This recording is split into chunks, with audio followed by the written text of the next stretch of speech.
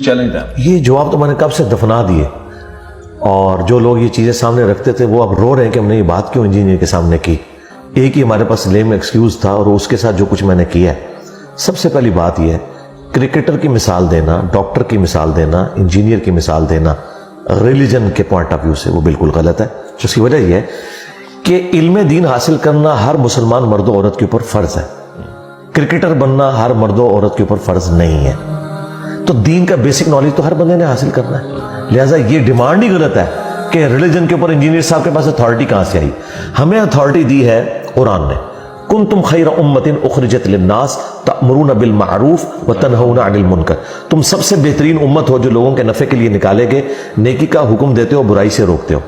تو یہ ہے پہلی ڈگری ہماری جو ہر مسلمان کی ہے، کنتم خیر امۃ، پوری امت۔ اچھا، دوسری ڈگری صحیح بخاری میں ہے، بلغوا عنی ولو آیہ، پہنچا دو میری طرف سے خواہ تمہیں ایک آیت ہی آتی ہو۔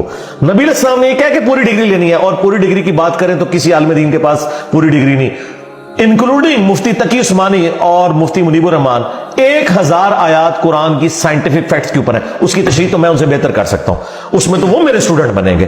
تو اس کی بنیاد پہ کیا میں انہیں جاہل کہنا شروع کر دوں گا؟ ان کو سائنس آتی ہے، مجھے بتائیں، انہوں نے سائنس پڑھی ہوئی ہے، میں اپلائیڈ سائنسز کا اسٹوڈنٹ ہوں، میکینیکل انجینئرنگ میں نے کی ہوئی ہے۔ میں نے تو آج تک دعویٰ نہیں کیا کہ کوئی مفتی یہ بات نہ کرے۔ آپ نے کتنی کتابیں لکھی مفتی تقی عثمانی صاحب نے؟ تو جی میں آگے آ رہا ہوں۔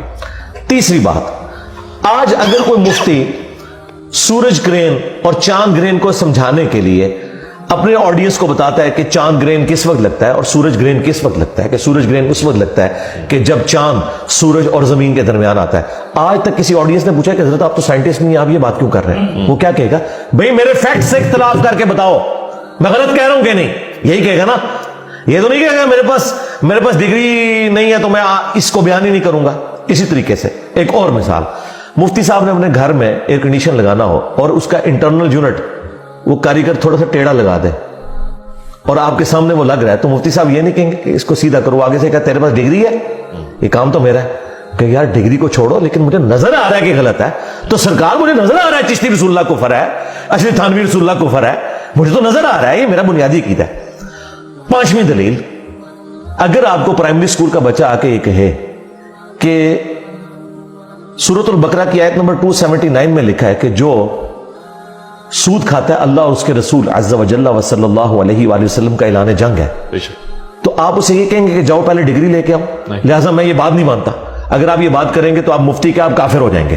آپ کا کام ہے آپ اسے دیکھیں، اس ریفرنس کو چیک کریں، ہم بھی ریفرنس دیکھ رہے ہیں۔ چھٹی دلیل دیکھیں، میں ایک ترتیب سے صحیح بخاری میں کہ شیطان نے انسانی شکل میں آ کے آیت الکرسی کا وظیفہ سکھایا حضرت ابو ہریرہ کو۔ نبی علیہ السلام نے کیا فرمایا؟ ہے شیطان تھا لیکن بات سچی کی۔ اگر شیطان سچی بات کرے تو لے لے، انجینئر صاحب کرے تو نہ لے۔ اور ساتویں دلیل، جہنم کے 7 دروازوں کی نسبت سے، چلے طواف کعبہ کے 7 چکروں کی نسبت سے، یہ 7 دلائل ہیں۔ 6 دلائل میں آپ کے سامنے رکھ چکا ہوں۔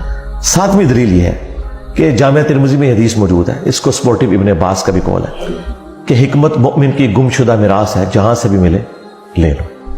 مجھے بتائیں، آپ سب کچھ تو غیر مسلموں سے لے رہے ہیں، وہاں تو آپ بھی کہہ رہے ہیں ان کے پاس کوئی ڈگریاں نہیں ہیں، صحیح، ٹھیک ہے۔ یہاں جب باری آئی ہے تو آپ ڈگریوں کی بات کر رہے ہیں۔ آپ بات کو چیلنج کرو، اگر میں کہہ رہا ہوں قرآن میں لکھا ہے نہ نکلے مجھے پکڑو، حدیث میں یہ لکھا ہے نہ نکلے مجھے پکڑو، چونکہ انہیں پتا ہے کہ یہ سب کچھ نکل آیا اور ہم نے چھپایا ہوا تھا، اب ہم کیا کریں؟ میں آپ کو ایک مثال کے طور پر، تقی عثمانی صاحب کے بارے میں بڑا زوم ہے نا، ان کو مفتی اعظم پاکستان کہتے ہیں ان کے ماننے والے، تو کیا بریلوی مانتے ہیں مفتی اعظم پاکستان؟ کیوں نہیں مانتے؟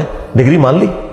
8ویں دلیل، جنت کے 8 دروازوں کی نسبت سے، مجھے بتائیں کیا بریلویوں کے علماء کی ڈگری کو عام دیوبندی نے مان لیا؟ وہ تو کہتے ہیں یہ تو مشرک ہے، اور عام بریلوی دیوبندیوں کے بڑے مفتی کو کہتا ہے گستاخ رسول۔ ڈگری کو چھوڑ دیں، وہ تو اسلامی مشکوک مانتا ہے۔ میں نے 8 دلائل آپ کے سامنے رکھے ہیں کہ یہ خود بھی ایک دوسرے کی ڈگری مانتے ہیں، تو میری ڈگری کہاں سے انہوں نے ماننی ہے؟ ڈگری کی تو ضرورت ہی نہیں، میں تو دلائل سامنے رکھ رہا ہوں۔ تقی عثمانی صاحب نے خلافت و ملوکیت کا جواب اپنے زوم میں دینے کے لیے مولانا مودودی رحمہ اللہ کے اوپر گرفت کی کہ انہوں نے کہا کہ حضرت معاویہ رضی اللہ عنہ کے دور میں سب و شتم ہوتا تھا ممبروں سے مولا علی علیہ السلام کے اوپر، تو ان کا یہ بالکل جھوٹ ہے، وہ بخاری میں تو ہے سب ہوتا تھا، اور سب کا مطلب تنقید ہے، اور یہ وہ جملہ جو مفتی سے لے کے پبلک تک دیوبندیوں کو تقی عثمانی صاحب نے رٹوا دیا۔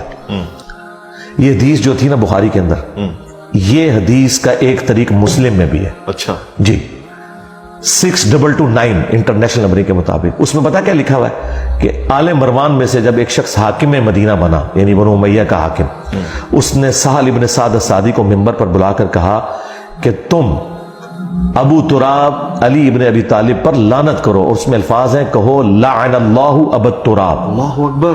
بخاری میں سب کے الفاظ تھے, مسلم کی حدیث میں امام مسلم نے لعن اللہ ابا تراب نقل کیے, لہذا سب کا ترجمہ ہے لعنت. مفتی تقی عثمانی نے اپنی کتاب میں اگر یہ جھوٹ جو لکھا کہ یہ سب تنقید ہوتی تھی, اور میں سے یہ بھی پوچھوں گا کہ یہ حضرت علی پہ تنقید کرنا ثواب کا کام ہے؟ اللہ اکبر. اس نے جھوٹ اپنی پبلک کو سکھایا کہ یہ سب تنقید تھا, لعنت نہیں ہوتی تھی. وہ یہ حدیث مسلم میں 6229 تھی, اس میں واضح موجود تھا لعن اللہ ابا تراب. اگر تو تقی عثمانی نے یہ جان بوجھ کے جھوٹ بولا تو یہ عالم کہلانے کا حقدار نہیں ہے, اس نے منافقت کی ہے. لیکن میں یہ نہیں کہتا, میں تو حافظ اللہ کہتا ہوں. میرا خیال ہے یہ جاہل تھے اس ٹاپک سے. اور یہی میرا عقیدہ ان کے چھوٹے علماء کے بارے میں ہے کہ اکثر ٹاپکس جو مخالفین کے اس کے بارے میں یہ جاہل ہے. میں کیوں ان کے حساب کے اوپر سوار ہو گیا ہوں بھائی؟ میں سارے فرقوں کے پاس رہا ہوں, میں نے ساروں کے دلائل سیکھے, اس کے بعد میں ان کے اوپر مسلط ہوں الحمدللہ.